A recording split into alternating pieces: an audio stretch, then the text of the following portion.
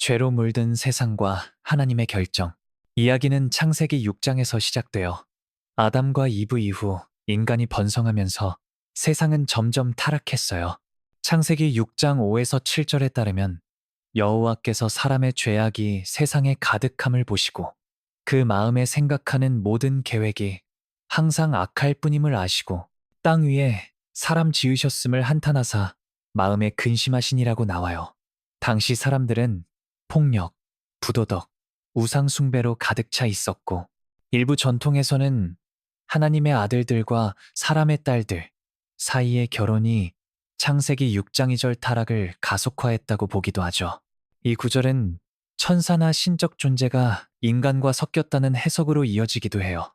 이런 상황에서 하나님은 세상을 심판하기로 하셨어요. 하지만 완전한 멸망 대신 구원의 길을 열기로 하셨죠. 그 중심에 노아가 있었어요. 노아는 의인이요 당대의 완전한 자였고 하나님과 동행했다고 묘사돼요. 창세기 6장 9절.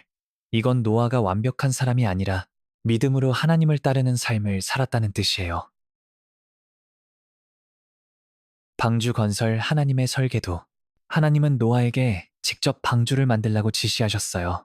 창세기 6장 14절에서 16절 이 지시는 매우 구체적이었어요. 고페르나무로 만들라고 하셨어요. 고페르나무가 학자들은 방수성과 내구성이 강한 삼나무나 소나무 종류로 추정해요. 방주 안팎은 역청으로 칠했는데 타르 같은 방수 물질로 배가 물에 뜨게 하는데 필수적이었죠. 길이 300규빗, 너비 50규빗, 높이 30규빗. 규빗은 당시 팔꿈치에서 손끝까지 길이로 약 45cm로 방주는 길이 약 135, 너비 22.5, 높이 13.5m예요. 이는 현대 여객선보다 작지만 고대 기준으로는 엄청난 규모였어요. 방주는 3층으로 나뉘었고 옆에 문 하나, 상단에 창문 또는 지붕 통풍구를 만들었어요. 창문은 1규빗 크기로 공기와 빛을 제공했을 거예요. 내부는 칸들로 구분되어 동물과 물자를 체계적으로 수용할 수 있었죠. 노아는 이 방대한 작업을 혼자 한 게 아니라 가족과 함께 했을 가능성이 높아요. 성경은 제작 기간을 정확히 말하지 않지만 노아가 500세의 아들을 낳고 창세기 5장 32절 홍수가 시작될 때 600세였으니 창세기 7장 6절 50에서 100년 정도 걸렸을 거라는 추측해요. 노아가 방주를 지으며 사람들에게 회개를 외쳤지만 아무도 듣지 않았다고 하죠. 방주에 오르는 생명들. 방주가 완성되자 하나님은 노아에게 가족과 동물들을 태우라고 하셨어요. 창세기 7장 1절의 서구절 가족은 노아와 그의 아내, 세 아들 셈, 함, 야벳과 그들의 아내 총 8명이었어요. 이들은 인류의 새로운 시작을 위한 씨앗이었죠. 모든 짐승의 종류대로 암수 한 쌍씩 태웠어요. 여기서 종류는 현대 생물학의 종과는 조금 달라서 더 넓은 범주 예로 개과, 고양이과로 해석되기도 해요. 깨끗한 동물소, 양처럼 제사에 쓰이는 동물은 7쌍씩, 부정한 동물은 한 쌍씩이었고 새들도 포함되었어요. 일부 학자는 새끼동물이나 겨울잠을 자는 동물이 많았을 거라고 추측하며 방주 공간 문제를 설명하기도 하죠. 식량은 창세기 6장 21절에 따르면 노아는 모든 생물을 위한 먹을 양식을 준비했어요. 이는 곡물, 건초, 건어물 등 장기 보관 가능한 음식이었을 거예요. 놀랍게도 동물들은 하나님의 인도로 스스로 방주에 들어왔다고 나와요. 창세기 7장 9절 상상해 보세요.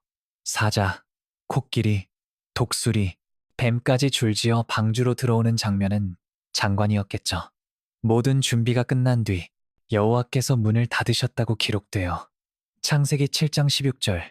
이건 방주가 하나님의 손에 완전히 맡겨졌음을 뜻해요. 홍수. 세상의 심판과 방주의 여정. 노아가 600세 되던 해 2월 17일에 홍수가 시작되었어요. 창세기 7장 11절.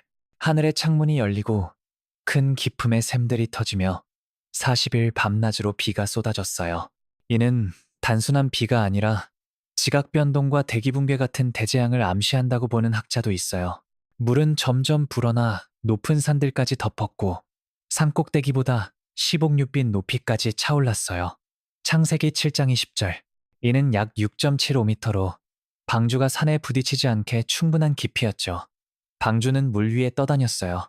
창세기 7장 17절에서 24절에 따르면 물은 150일 동안 땅을 뒤덮었고 방주 밖의 모든 생명 사람, 동물, 새는 숨이 끊어졌어요. 노아와 가족은 방주 안에서 바람과 파도에 흔들리며 1년 가까이 보냈을 거예요. 좁은 공간, 동물 냄새, 불확실한 미래 속에서도 그들은 하나님을 믿고 기다렸어요. 물이 줄고 새 땅을 찾다. 40일 후 비가 멈췄고 물이 서서히 줄어들기 시작했어요. 노아가 600세 7월 17일의 방주는 아라랏 산들에 머물렀어요.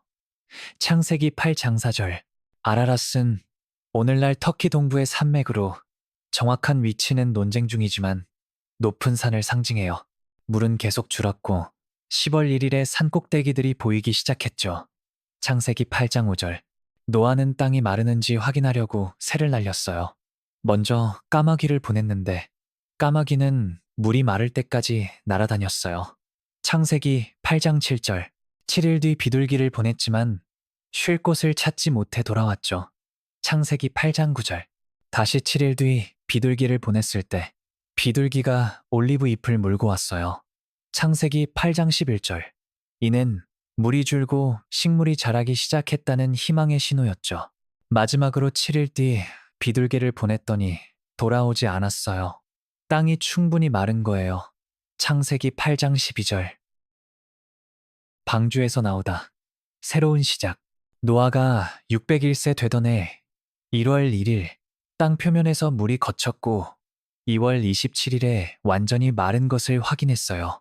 창세기 8장 13절에서 14절.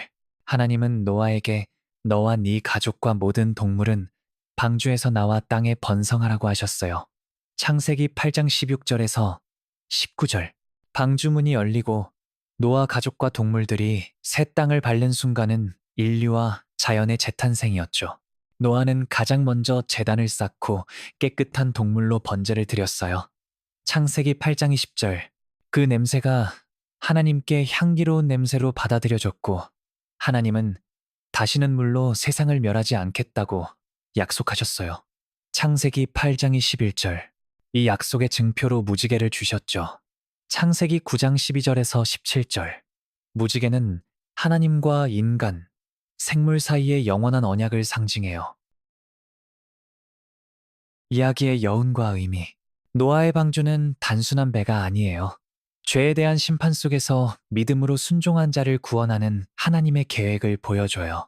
방주는 좁고 불편했을지 몰라도 그 안에서 노아 가족은 생존했고 동물들은 새 세대의 씨앗이 되었죠. 신학적으로는 예수님의 구원이나 교회를 상징한다고 보기도 해요. 역사적으로 방주를 찾으려는 시도도 많았어요.